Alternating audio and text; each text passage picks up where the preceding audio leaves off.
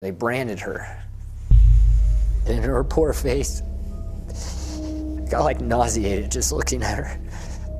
It was so hard for me to see her like that, and bruises were just intense. The bumps from, being hit and kicked and whatever else. This man being interviewed is Keith Papini, and he is referring to his wife, who was allegedly abducted and tortured by 2 women. But this couldn't be farther from the truth. Sherri Papini, Keith's wife, came up with a lie so bizarre that it has left thousands baffled and confused as to why anyone would ever do such a thing. And these lies would eventually lead the cops, FBI, and her own husband out onto a wild goose chase for more than 4 years after the abduction. But luckily for us, we get to see the very moments where Sherri's world that was built upon lies comes burning down. I don't want them to find her. You're not listening to Tell me. me why. Because she saved my life. The burner phone, all that can be proven. Horrible. I don't think you're a horrible person, Sherri. I think things went a little sideways on you. We started this conversation. But before we get into that, you guys must know that this is Reaper House, and viewer discretion is advised.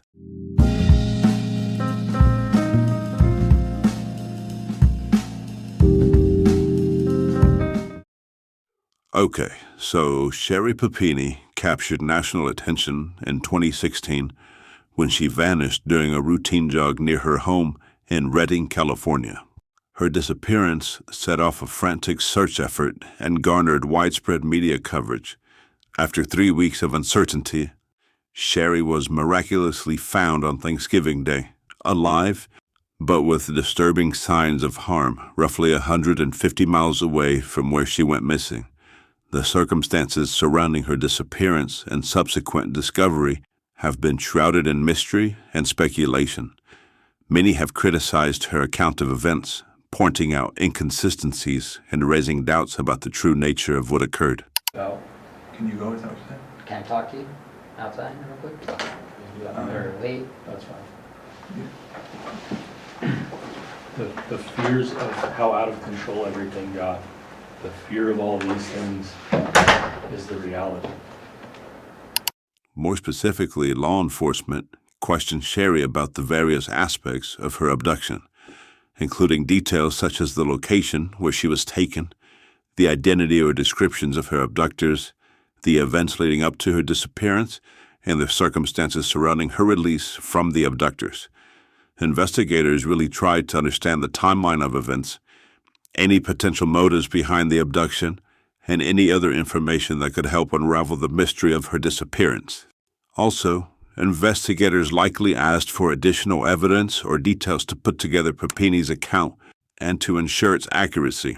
These questioning sessions aimed to gather as much information as possible to piece together the true sequence of events and identify any inconsistencies or gaps in Sherri's story. And as the 4-year mark approaches, Sherri's delicate balancing act will soon unravel, exposing her to the long-awaited consequences of her actions. It's always been an issue, so. Okay. So if you want Keith to leave, I'll ask Keith nicely to leave. If you don't want Keith to leave, then he can sit here Say and let's listen press to on. you, We'll press on. and we'll move on to the next stages. But I want to give you that opportunity first.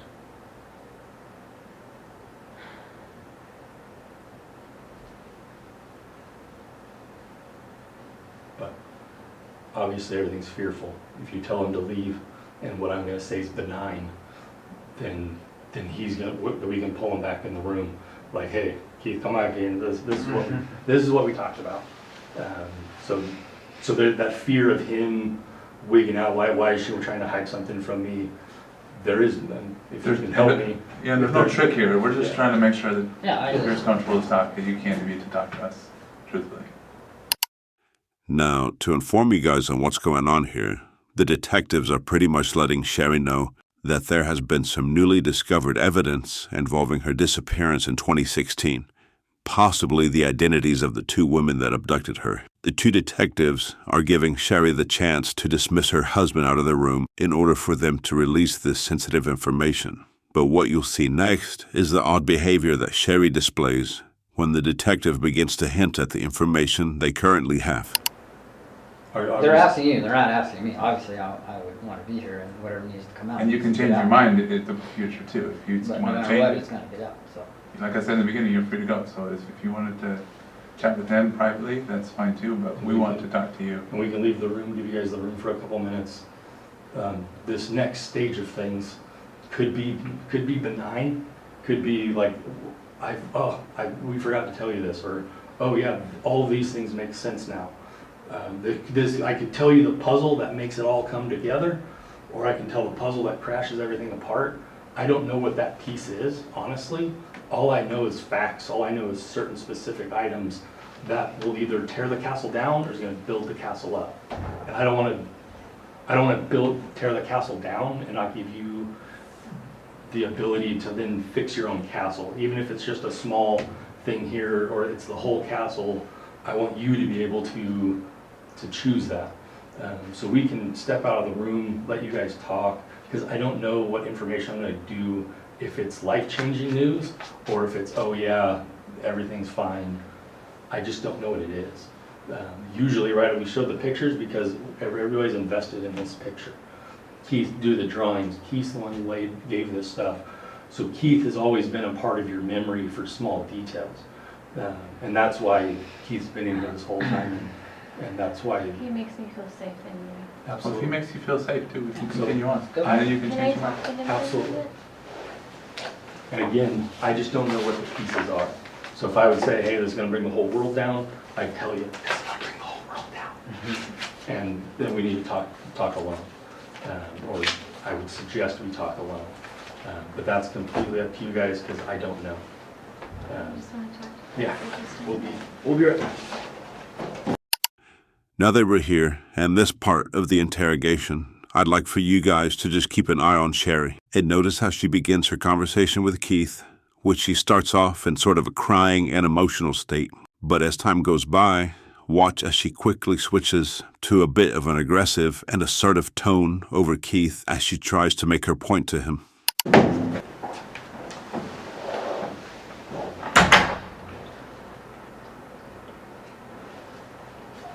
You need to stop what you're doing right now and tell me the truth. I don't like anything that's happening right now. Yeah, whatever you're doing right now doesn't mean stuff to me.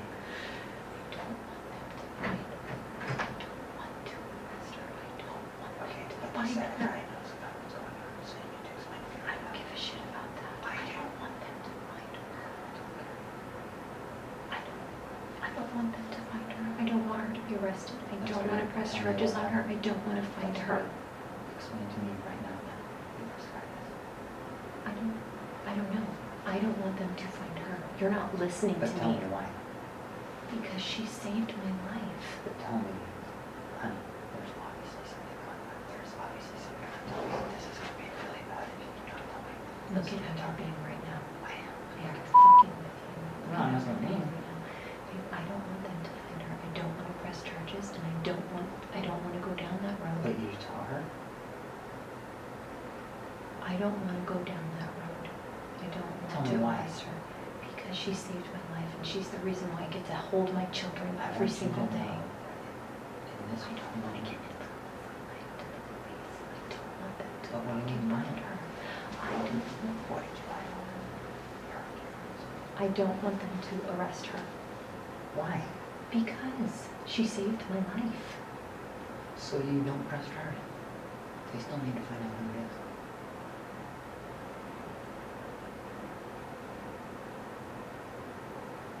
No matter what happens, you think just sits here? This comes out, they find the house, it's over. Whatever happened is over. And it doesn't matter what you say. The girl's gonna get in trouble.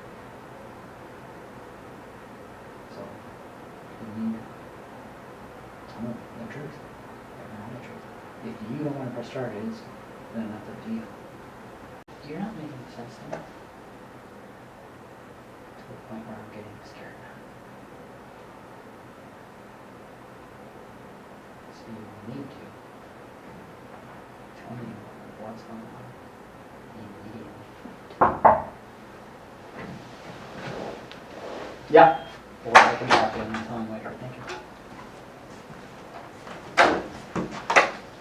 So just do you want me in the room or not? And obviously, Hopefully you've had a chance to chat briefly. the fears, Later, maybe. But I'd rather you just answer the question. nothing that I'll say to you, I won't eventually tell him if you want me to. Do you want me to just tell him what your fears are? We would love to hear what your fears are, because we want to be able to address them as best we can. The silence is deafening would be an understatement in these next few short seconds of the interrogation. Sherri not being able to answer this one simple question that the investigators are asking her would definitely been a huge red flag to investigators. Up to this point of the interview, Sherri has spent over 10 minutes on this one question, and she seems to give off this feeling that law enforcement has a piece of information that could possibly incriminate her, hence her hesitation to answer investigators' questions.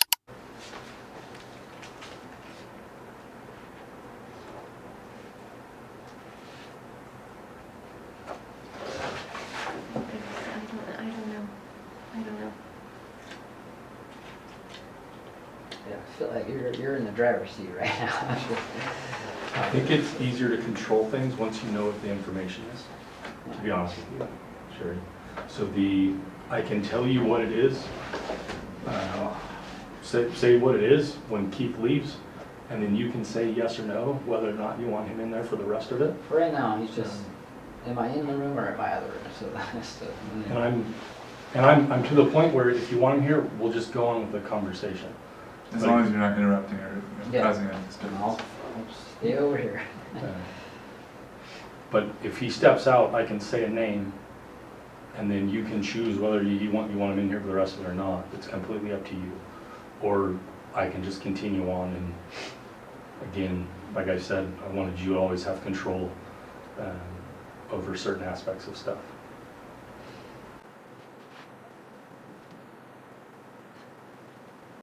We're not to a point where anybody's going to jail yet. We're not to a point of anything like that. We're just still at the talking stage. We're at the control stage. You seem scared, Sherri. No, it's not scary. What is it?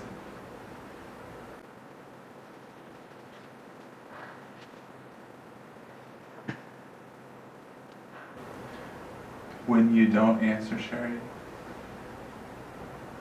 it makes me concerned because I want to hear what your answers are, and I want to be able to understand. The only way to control things is for us to know.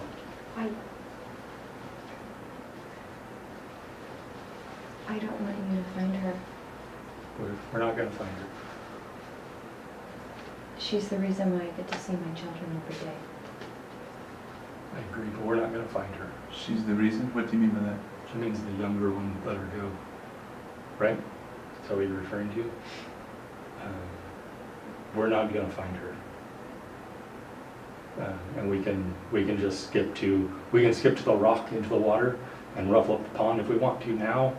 Again, this is your last this is the last time if you want to do this alone or with Keith. Keith's been through this also on a different level. Here we can see the detective deflect Sherri, and her excused almost in an instant.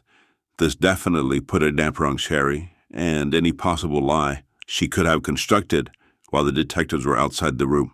We're also finally about to get to the part into the interrogation that will crumble Sherri's world that has been built up upon life. So I'm ready I'm ready to move on and throw the dart and throw the rock and see what happens to the water. But Sherri, look at me. What do you want? I don't want her to get in trouble. She's not going to get in trouble.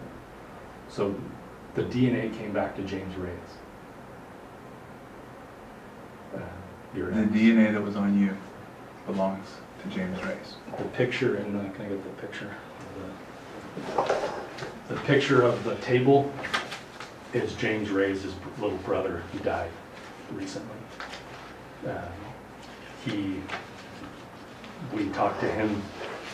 We've been on a polygraph. We talked to everybody around him.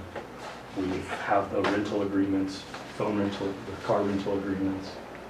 We have everything that says that he said he told the truth. That's James' brother, deceased, Nick. So everything, you've told us so many truths in this situation.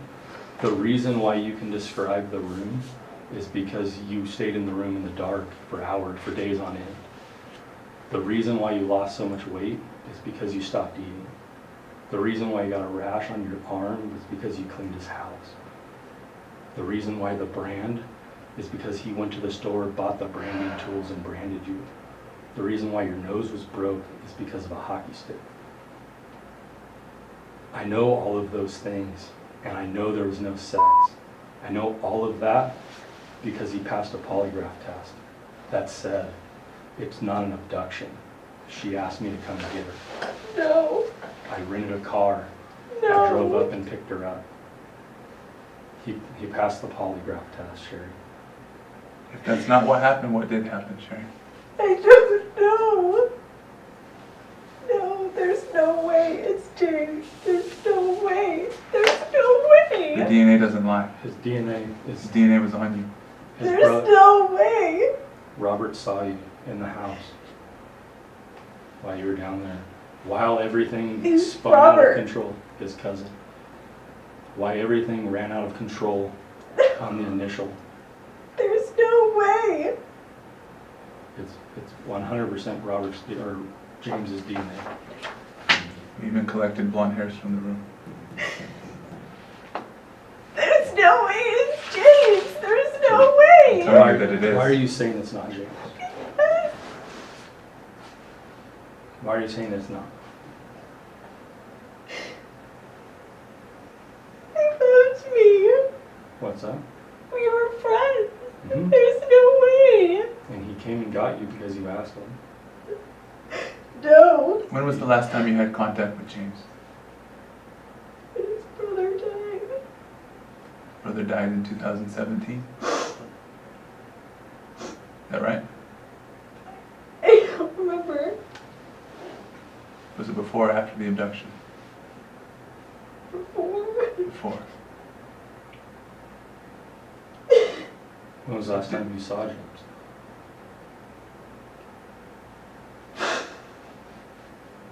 I don't know. Forever ago, when I lived in Southern California. So the last person-to-person contact you had with him was back in 2006? When you were living in Southern California? I don't know. So Was it prior to your marriage?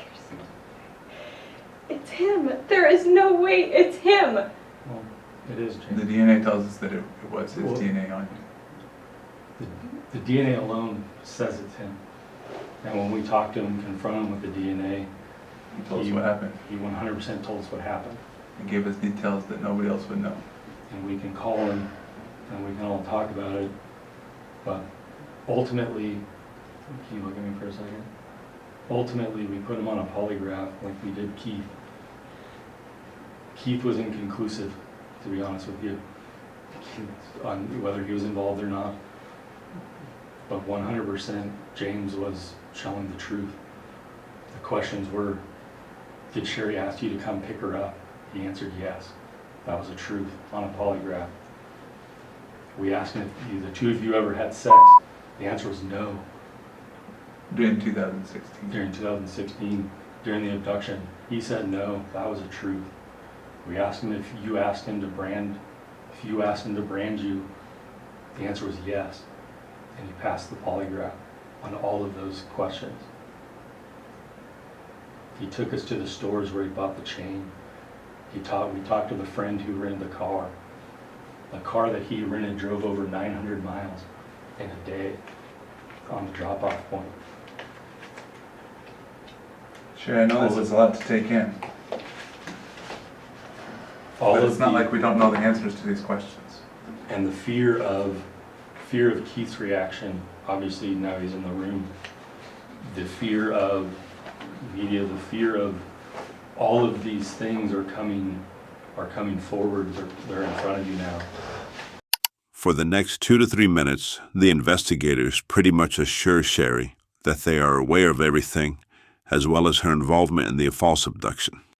They describe details about the events that occurred as if they were there and had witnessed it themselves. This is all thanks to Sherri's ex, James Reyes, who claims he didn't know this would be a fake abduction. He gave multiple statements stating everything that occurred the day of the abduction, and ultimately, James wouldn't be charged along Sherri. We now move on to the final parts of the interrogation and watch how after all the DNA evidence is displayed out in front of Sherri, she still pleads her innocence. So, What are you thinking, Sherri? That doesn't make any sense. Why doesn't it make sense? what actions doesn't make sense? A lot of it doesn't make sense. Can we talk about those? No. James' DNA was confirmed on your clothing. The two of you haven't seen each other in over a decade. If you told me that you haven't been in his room, you haven't had contact with him in over 10 years. However, You described his bedroom to a T. and the DNA on you was still a vibrant piece of DNA. 10-year-old DNA dies. When somebody would come to the door and be around the property, you'd call James, James would call Robert, which is those 2 doors down. Robert would run people off the property. James, there were so many truths that were a part of your story that it's hard to decipher the lies. Are we not believing James what he told me? No. I know you're I scared. cannot believe that it is James. I can't believe James told us the truth. That's what I can't believe. He passed a polygraph, Sherri. So did Keith. No, he didn't. He was inconclusive. And he was involved. So James is involved. But I don't. James picked you up. You called James to pick you up. You mailed him a letter with your address. You used No. a burner phone to call another burner phone for James to come and get you. You're saying since you're married you haven't called James? No, I have called James. Try to, whatever parts are you're confused about. Can you go? Is that what you said? Can I talk to you outside real quick? You got me there. Wait. That's fine. The fears of how out of control everything got, the fear of all these things is the reality. And the only people that can slow the train down is you and I. Sherri and her antics are clearly not working. Her husband, Keith, seems to be fed up and isn't going to hear what Sherri has to say from this point going forward in this interrogation.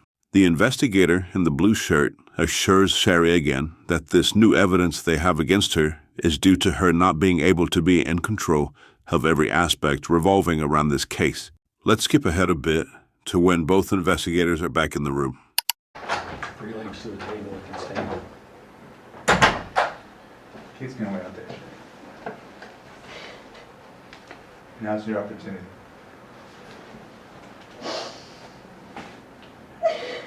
Based on your reaction previously, what you're telling me is you did not call James and ask him to come get you? Is that what you're saying? Yeah, we already have your hairs that you left with your cell phone when you were picked up. That's my DNA, obviously. So that's not gonna lie either. But James lives there. James lives there. You know James lives there. Involved, because James is clearly involved, and James already told us he's the one that did the brand. I love my husband. So, has Keith ever been abusive towards you? We are not talking about my husband. I Okay. love my husband.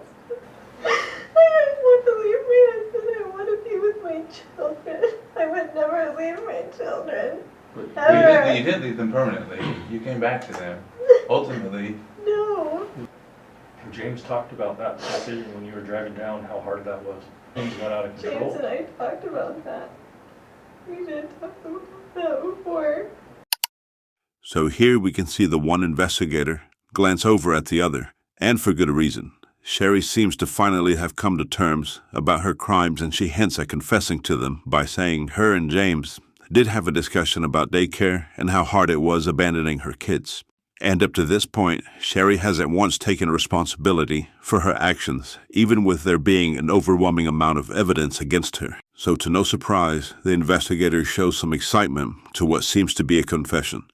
But in true narcissistic nature, Sherri is going to tell a different story and not admit to any fault.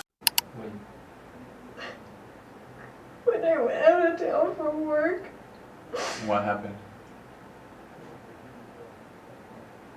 I always talked to other guys. Oh my God, why did I do that?